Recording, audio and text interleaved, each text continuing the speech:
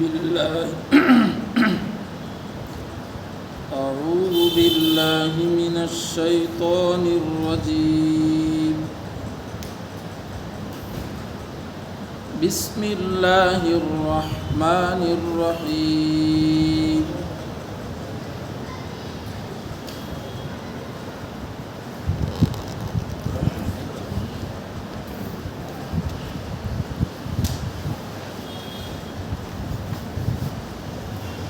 إذ أوى الفتية إلى الكهف فقالوا ربنا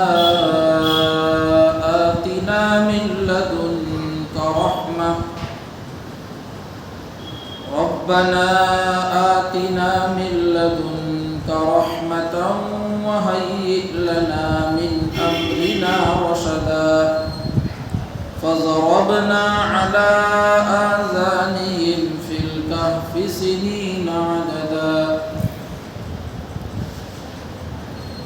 شروع اللہ کے نام سے جو بڑا مہربان نہایت رحم والا ہے. اذ اول فتیۃ الی الکہف، جب چند نوجوانوں نے غار میں پناہ لی اور دعا کی کہ ہمارے پروردگار ہمیں اپنے جانب سے سامان رحمت عطا کر دیجئے. وَهَيِّئْ لَنَا مِنْ أَمْرِنَا رَشَدًا، اور ہمیں ہمارے اس معاملے میں درستگی ہدایت نصیب فرمائی. ضربنا على آذانهم في الكهف سنين عددا، چنانچہ ہم نے غار میں ان کے کانوں پر نیند کے پردے ڈال دیے سالہ سال تک. الحمدللہ پچھلے ہفتے سورہ کہف کی تفسیر میں یہ بات بتلائی تھی کہ اصحاب کہف کا جو واقعہ کفار و مشرکین کے سوال کرنے پر قرآن مجید نے آپ صلی اللہ علیہ وسلم کو بتلایا، تو یہ بیان ہوا تھا کہ یہ واقعہ کہاں پیش آیا، کون سے مقام پر پیش آیا. یہ پچھلے ہفتے بیان ہوا تھا.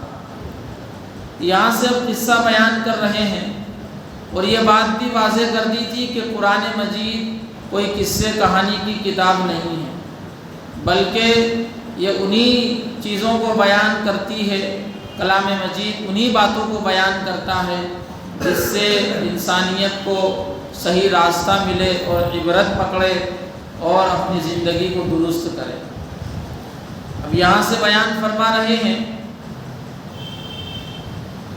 کہ اصحاب کہف یہ چند نوجوان تھے. ایشیائے کوچک میں روم کا ایک بادشاہ تھا جس کو اس زمانے میں دقیانوس کہا جاتا تھا. بڑا ظالم اور بت پرست آدمی تھا. لوگوں پر جبریہ ظلم کر کے ان کو بت پرستی پر مجبور کرتا تھا اور ان سے بتوں کے نام پر قربانی کروایا کرتا تھا، اور جو اس کی بات مان لیتا اس کو چھوڑ دیتا، اور جو اس کی بات نہ مانتا اس کو قتل کر دیتا. اسی کی حکومت میں چند نوجوان جن کے بارے میں مفسرین نے کہا ہے کہ وہ بھی حکومت کے بڑے عہدے داروں کے لڑکے تھے، گویا شاہی خاندان کے نوجوان تھے. ان کو اللہ تبارک و تعالیٰ نے اس وقت کے نبی حضرت عیسیٰ علیہ السلام، وہی دور چل رہا تھا حضرت عیسیٰ علیہ السلام کا، تو اس وقت کا صحیح دین مسیحی تھا. چنانچہ وہ حضرت عیسیٰ علیہ السلام پر، حضرت عیسیٰ کے یعنی تمام کائنات کے رب پر ایمان لے آئے. یہ بات بادشاہ کو پتہ چلی تو اس نے دربار میں بلایا. یہ نوجوان آئے دربار میں اور ان کو کہا کہ ہم نے سنا ہے کہ تم فلانے دین پر ہو، دین مسیحی پر ہو، تو ان نوجوانوں نے کہا کہ ہاں، ہم ایک اللہ کو مانتے ہیں اور اسی کو اپنا سب کچھ خیال کرتے ہیں۔ لَن نَدْعُوَ مِن دُونِهِ إِلَٰهًا لَقَدْ قُلْنَا إِذًا شَطَطًا، اس کے علاوہ اس کے سوا کسی کو بھی ہم معبود برحق نہیں مانتے۔ چنانچہ اس بادشاہ نے ان کی نوجوانی کو دیکھا اور اس نے یہ کہا کہ میں تمہیں چند دن کی مہلت دیتا ہوں، اس مہلت کے اندر ذرا غور کر لو، مجھے تمہاری جوانی پر بڑا ترس آتا ہے، ہو سکتا ہے تم نے جذبات میں آ کر یہ فیصلہ کیا، اس لیے تمہیں چند دن ہے، میں جب دوبارہ سفر سے واپس آؤں گا تو تمہاری رائے تلاش کروں گا، اگر تم اپنے دین سے جس کا تم اقرار کر رہے ہو پھر جاتے ہو تو ٹھیک ہے، ورنہ میں تمہیں قتل کروں گا۔ چنانچہ مفسرین نے، علامہ قرطبی علیہ الرحمہ نے در منصور اپنی تفسیر میں، اسی طرح در منصور میں اور دیگر کتابوں کے اندر، تفسیر کی مستند کتابوں کے اندر یہ واقعہ بیان ہوا ہے کہ ان نوجوانوں نے آپس میں مشورہ کیا، آپس میں رائے مشورہ کی اور انہوں نے کہا کہ کہیں ایسا نہ ہو کہ اس بادشاہ کے ظلم کو دیکھ کر ہمارے پاؤں لڑکھڑا جائے، تو ہمیں یہ چاہیے کہ ہم اب یہ شہر چھوڑ دیں، اب اس شہر میں ہمارے ایمان کو خطرہ ہے۔ یہیں سے مفسرین نے ایک بات نکالی ہے کہ اس سے یہ بات پتہ چلتی ہے کہ اپنے ایمان کی حفاظت کے لیے اگر اس طرح کا موقع آ جائے تو شریعت مطہرہ نے گنجائش دی ہے اسلام نے کہ اگر کمزور ایمان رکھتا ہے تو زبان سے کلمہ کفر کہہ کر اپنی جان کو بچا لے۔ ایک تو یہ مسئلہ لکھا، ایمان کمزور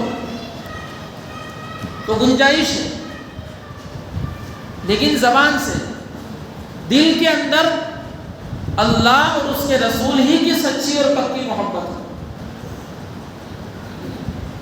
اسی طرح دوسری بات یہ بھی لکھی ہے کہ ایمان مضبوط ہو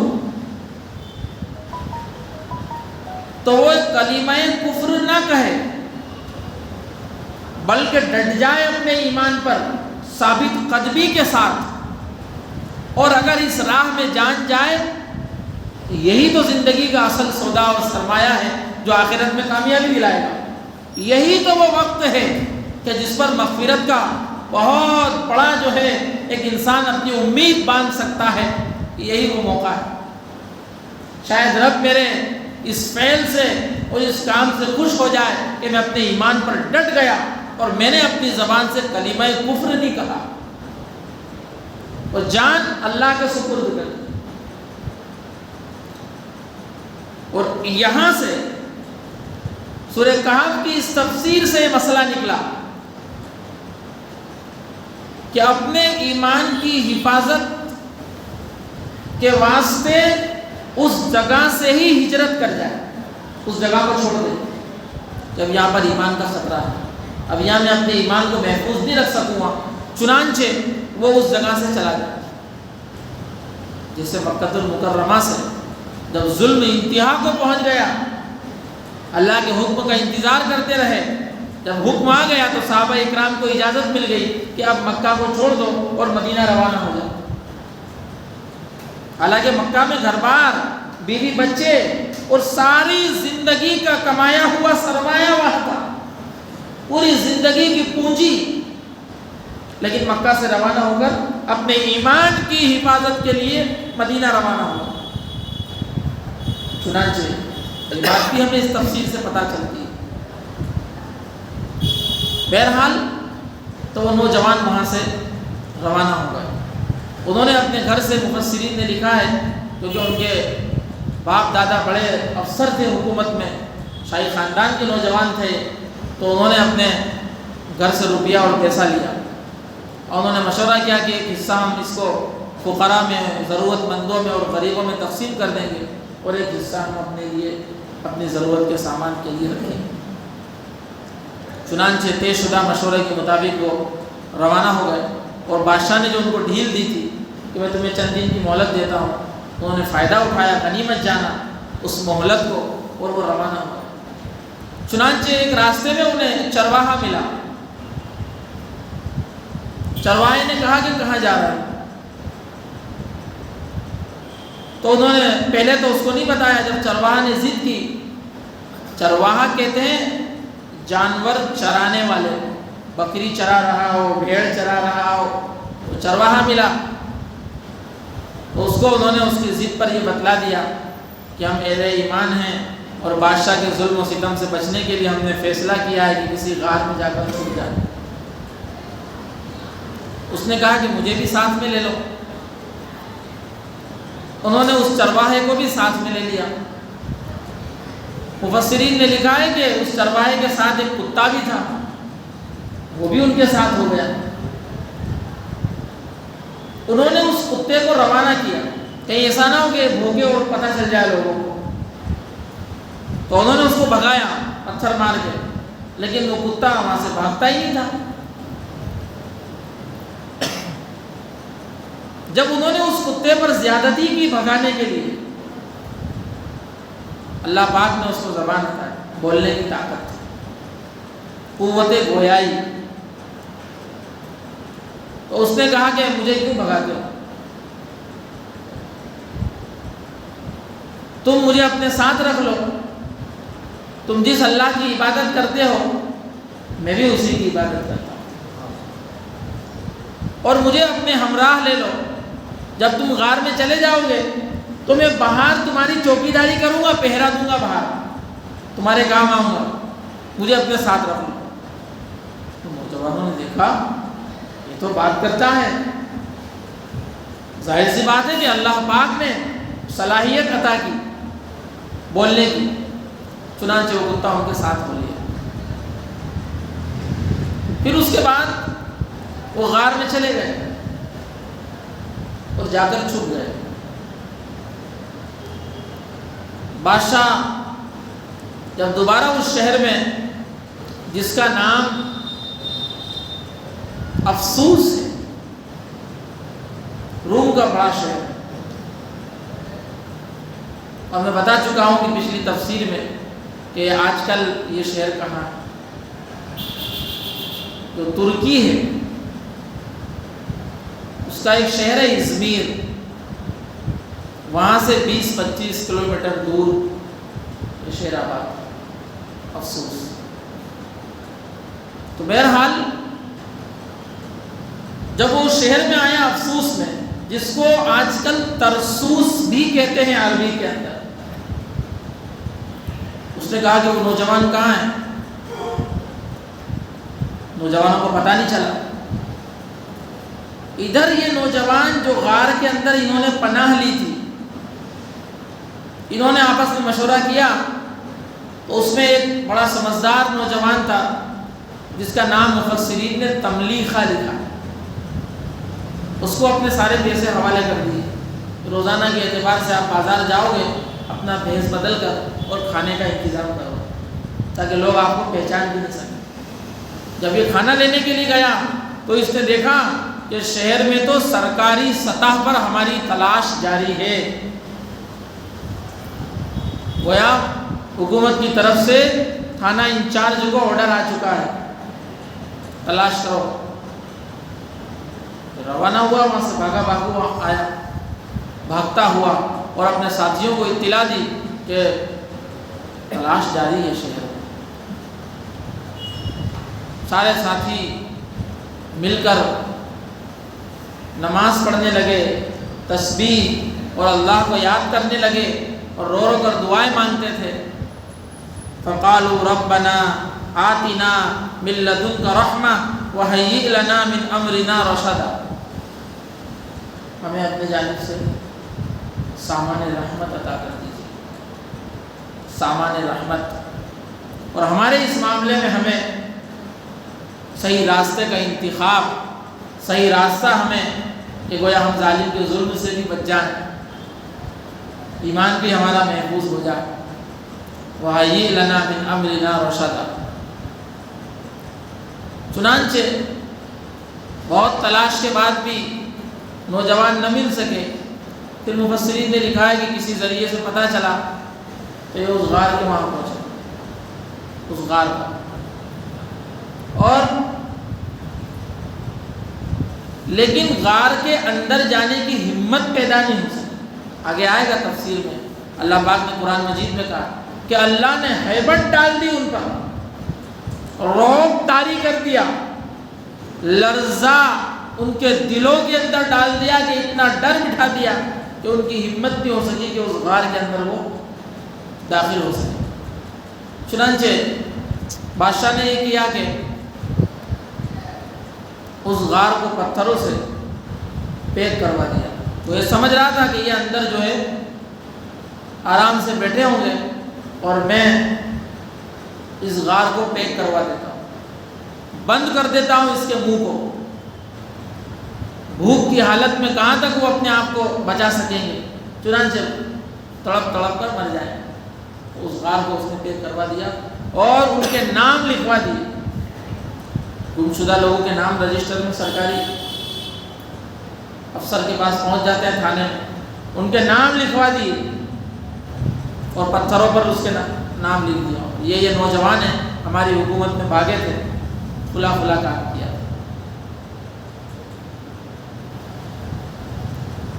مفسرین نے لکھا ہے کہ ان کے ساتھ جو کتا تھا، جو پہرے داری کے لیے باہر بیٹھا تھا، اللہ پاک نے ان تمام لوگوں کے اوپر نیند طاری کر دی تاکہ وہ ڈرے نہیں، جب انکوائری ہوئے اور آئے تو وہ ڈر محسوس نہیں، نیند طاری کر دی۔ اور کیا کہا؟ فَضَرَبْنَا عَلَىٰ آذَانِهِمْ فِي الْكَهْفِ سِنِينَ عَدَدًا، ہم نے ان کے کان پر غار میں نیند کا پردہ ڈال دیا، سال ہاں سال تک، 309 سال تک وہ اس غار کے اندر آرام کرتے رہے۔ اس طرح کی مٹی ان کے جسم کو کھا نہیں سکتی تھی، تو اللہ پاک نے اس سے بچانے کے لیے یہ انتظام کیا کہ اسی حالت میں ان کو کروٹیں دلایا کرتے تھے۔ ایک ہی جانب کتنے لمبا عرصہ سونے سے مٹی اس جانب کو کھا جاتی ہے، تو اس سے بچانے کے لیے اور محفوظ رکھنے کے لیے اللہ رب العزت نے ان کو کروٹیں بھی دی 309 سال تک۔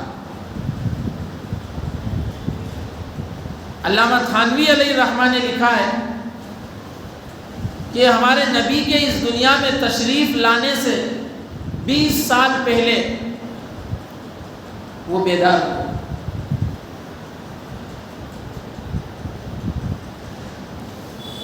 اور وہ کتا بھی ان کے ساتھ۔ کیا ہوا اس کا؟ مفسرین نے لکھا ہے کہ وہ کتا بھی جنت میں جائے گا۔ اسے 12 اور 13 جانوروں کے نام لکھے ہیں جو جنت کے اندر جائیں گے۔ تو کیسے جائے گا؟ یہ کتا بن کر جائے گا، کتا ہی ہو کر جائے گا۔ مفسرین کہتے ہیں کہ بنی اسرائیل میں ایک بہت بڑا عابد اور زاہد آدمی تھا، مستجاب الدعا، مقبول دعا، جو دعا کر دے تو اللہ کے نزدیک وہ رد نہیں ہو اور فوراً اثر دکھائے۔ اس کا نام تھا بلعام ابن باعورہ۔ مقبول دعا اللہ پاک نے اسے عطا کر رکھی، جب بھی دعا مانگتا قبول ہوتی۔ موسیٰ علیہ السلام کے زمانے میں موسیٰ علیہ السلام کے مخالفین حضرات اس کے پاس گئے اور اسے کہا کہ حضرت موسیٰ ایک ہی بات کرتے ہیں، اللہ کے ساتھ کسی کو شریک نہ ٹھہراؤ، اللہ کو مانو، مجھے اس کا پیغمبر جانو۔ ہمیں چڑ ہے اس سے، چنانچہ آپ ان کے لیے بددعا فرما دیں۔ اس نے انکار کر دیا کہ وہ تو وقت کے نبی ہیں، ان کے خلاف میں اپنی زبان کیسے ہلا سکتا ہوں؟ پھر دوبارہ اس کے پاس ہدیے اور تحفے لے کر گئے۔ انسان فطرتاً لالچی ہوتا ہے، اس نے تحفوں کا بھی انکار کر دیا کہ نہیں، یہ تحفے بھی نہیں چلیں گے، میں ان کے خلاف بددعا نہیں کر سکتا، وہ وقت کے نبی ہے، میری بربادی آ جائے گی۔ چنانچہ تیسری مرتبہ لوگ بڑے مال و منال، ہیرے جواہرات اور بڑا قیمتی سامان لے کر بہت مقدار کے اندر اس کے پاس پہنچے کہ سارا سونا چاندی کا جو ڈھیر ہے وہ سب کے سب تمہاری نظر ہے، تم موسیٰ علیہ السلام کے لیے بددعا کرو۔ مال کی چمک دمک دیکھ کر اس کا ارادہ بدل گیا۔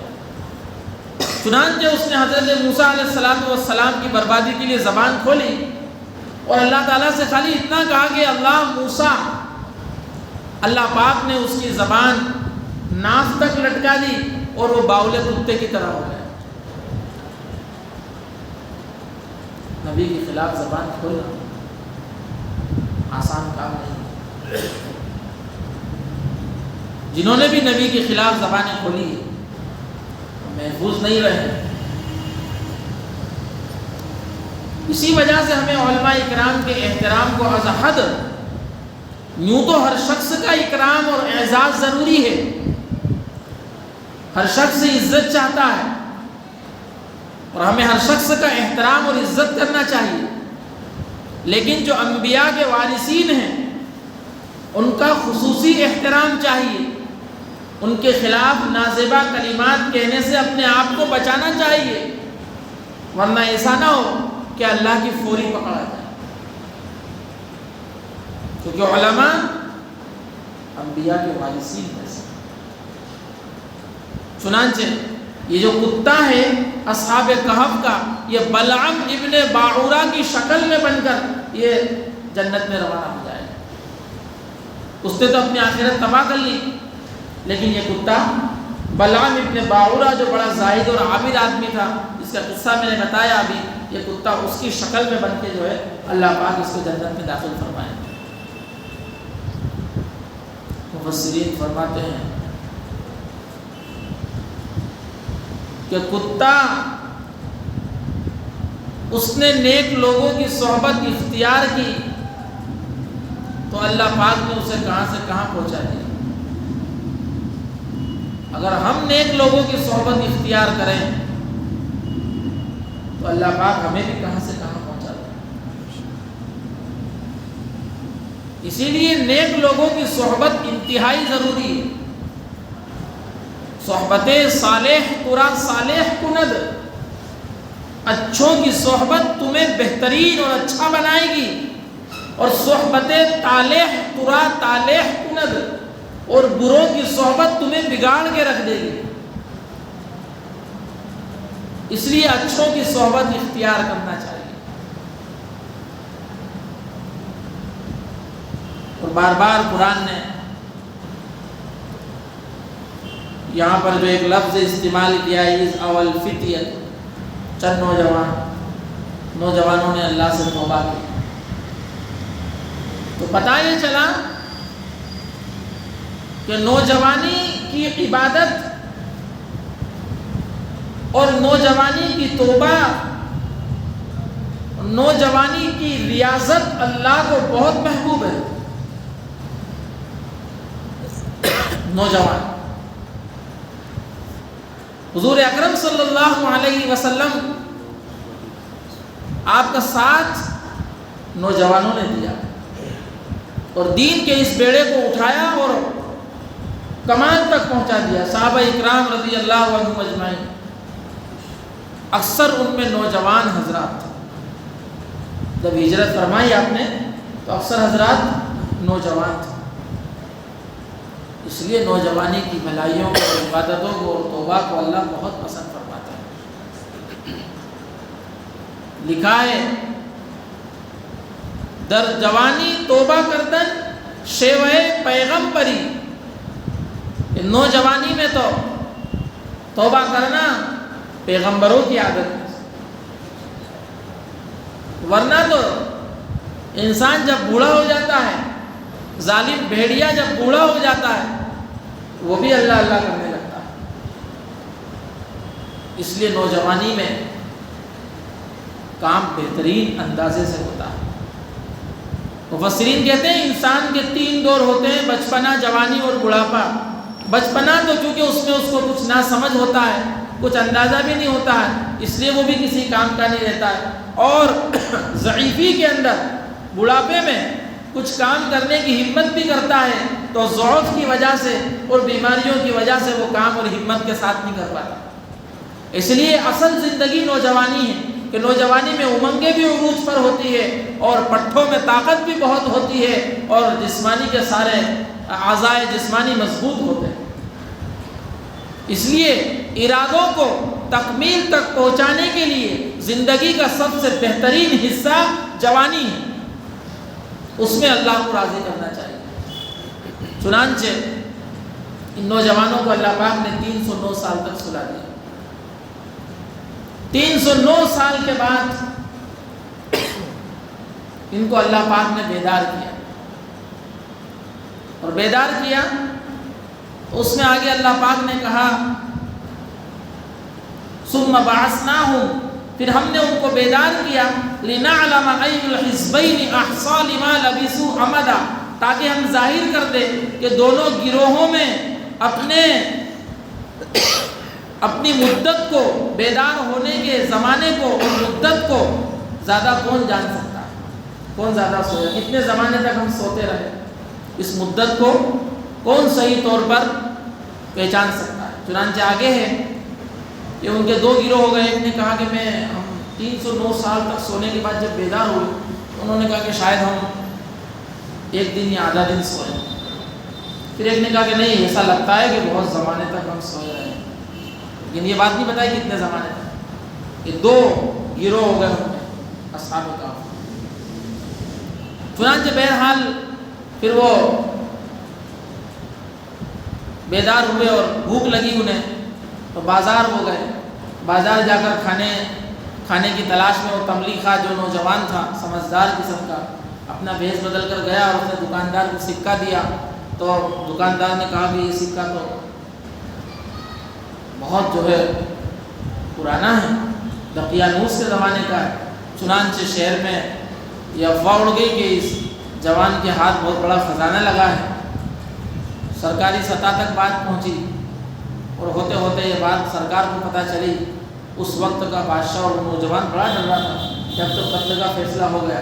ان کو کیا معلوم تھا کہ 309 سال کے اندر سارا زمانہ بدل چکا ہے، حکومتیں بدل چکی ہے اور شہر کہاں سے کہاں پہنچ چکا ہے، اہل ایمان کی حکومت ہے۔ لیکن اس میں بھی ایک قصہ اس زمانے میں پیش آ گیا کہ اللہ پاک نے ان کی بیداری سے ان کو بہت فائدہ پہنچایا اس حکومت کو۔ یہ واقعات قرآن اس لیے بیان کرتا ہے تاکہ اللہ پاک ہمیں یہ بتلا سکے کہ جب انسان عزم اور ہمت اور ارادے کے ساتھ چلتا ہے تو اللہ پاک اسے ضرور کامیابی تک پہنچاتے ہیں۔